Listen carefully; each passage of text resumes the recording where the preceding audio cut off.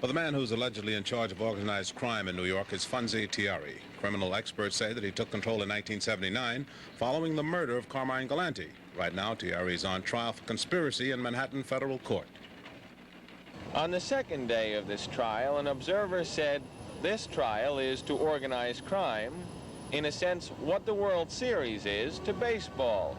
It's the biggest and the best from both sides.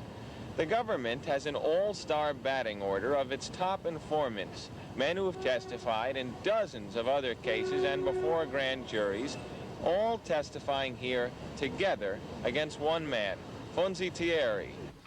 Tieri's lawyer, Jay Goldberg, has defended reputed mob bosses many times, and so his opening statement had a familiar ring as he set out to discredit the government informers as opportunists who had to stay under the government's wing and under government protection to stay out of jail or even alive.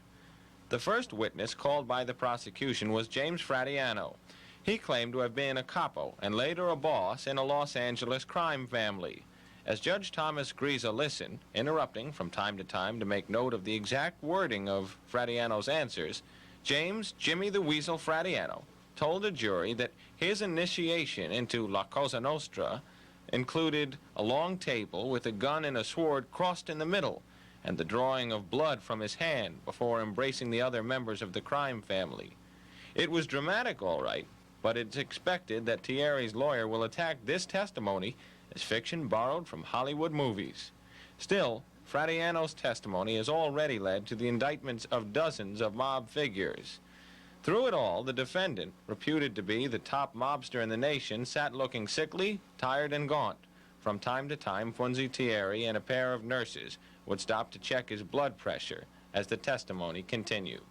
Mr. Fradiano's testimony was the highlight of today's courtroom session. But as the week continues, 3 other top government informants will be brought on to attempt to tie Mr. Tieri to conspiracies involving the robbery of Corvettes, skimming money from the Westchester Premier Theater, and murder, among others.